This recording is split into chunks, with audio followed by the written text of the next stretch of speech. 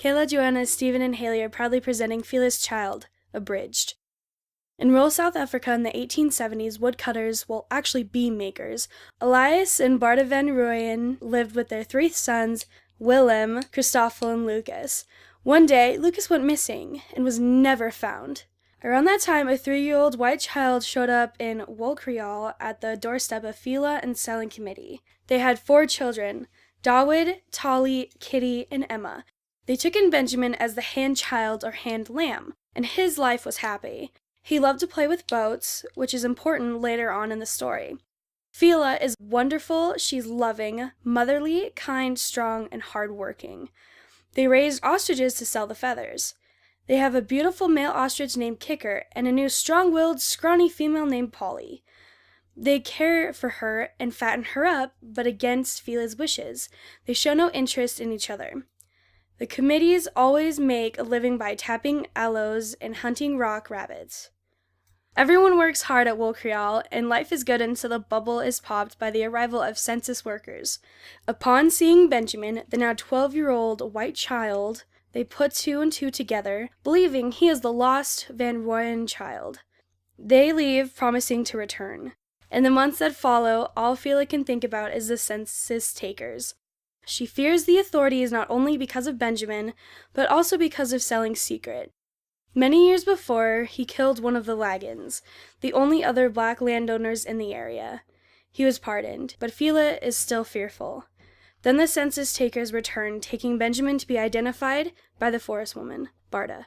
Fiela believes that Benjamin is not the forest woman's son, but also wants to show the forest family that the committees are educated and not poor. She gives Benjamin 5 shillings. With Benjamin in tow, the 2 men journey to the courthouse to meet Elias and Barda. Benjamin is put in a lineup of boys his age, but Barda recognizes him as her son. So with his new family, Benjamin travels to the forest. At Bernard's Island, which really isn't an island at all, Benjamin is immersed in a completely new life, and he hates it.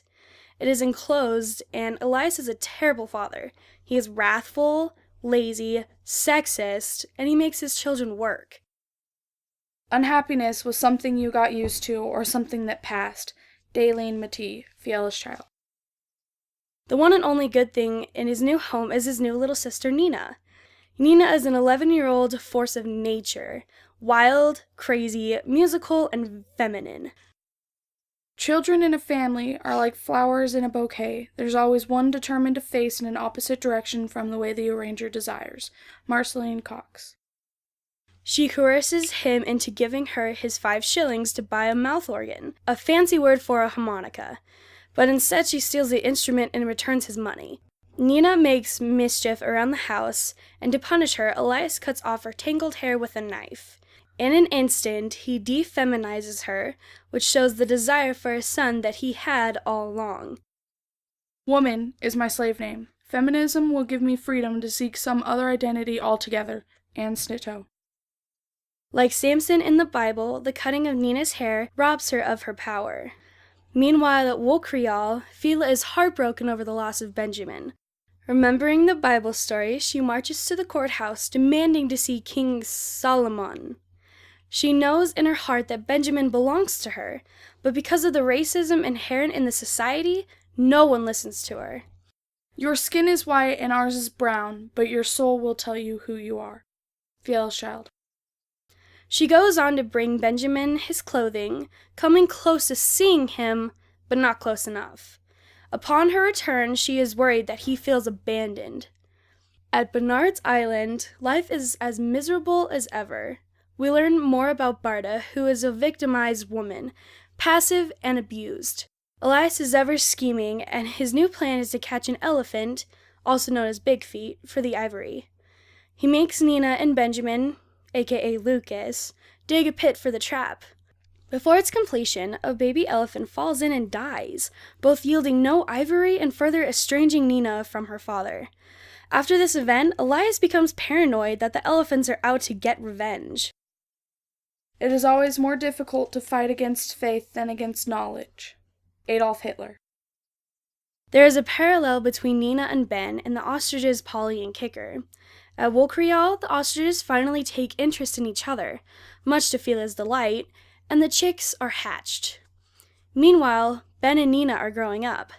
As a teenager, Nina goes to work in the village for wealthy homes, but she steals and runs away a couple times. After not hearing from her, Benjamin is sent to find her. On the way, he finds a wrecked ship on the beach, which is very symbolic of something, but more on that later. He finds Nina living with the widow, Miss Weatherbury, an English woman and excellent surrogate mother for Nina. After having looked upon the sea, Benjamin tells Nina to relay to Elias that he is never coming back. He wants to learn how to row and enters the employ of Khalil September. Khalil September is a very interesting character. He is highly superstitious, and though he knows the most about the sea, he will never be hired to be on a ship. He has a mark of Cain, an evil eye. He is also mixed race, which again highlights the racism both in 1870 South Africa and in the apartheid-ruled South Africa in which the author lived. Eventually, Benjamin decides to return to Wakrial. He is happily reunited with his most real family and is welcomed as the prodigal son. They spend time together and everything is happy and good. One day, while tending to Dawood's grave, Benjamin and Fiela have a heart-to-heart conversation. Benjamin admits he has fallen in love with Nina. To Fiela, this proves that the two aren't related because she says blood will stop blood. Seeking the truth, Benjamin returns to Bernard's Island. When he returns, he learns that Elias was nearly trampled to death by elephants. He stays a while and finally asks Barda if he is truly Lucas Van Rooyen. She swears he is her son, and he returns heartbroken to the village. At the village, a strange ship is trying to dock. One night, it tries to sail inland without the help of the rowers and it crashes. While working to rescue the crew, Benjamin sees a man die for the first time. Afterwards, he is on the beach with Nina, and everything gets kind of awkward, seeing as we, the audience, still believe they are siblings. It isn't awkward for Benjamin, however, because it further proves to him that blood would have stopped blood.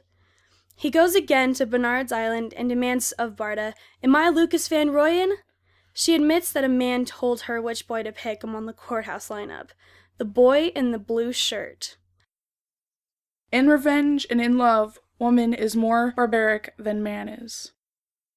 Finally, having closure, Benjamin returns to Nina.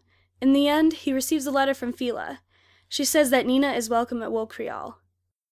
A faith to live by, a self to live with, and a purpose to live for. Bob Harrington. Finn!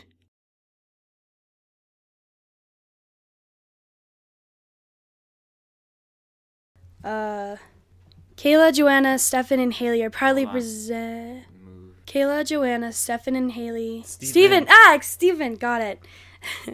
Which is very symbolic of something, but more on that later.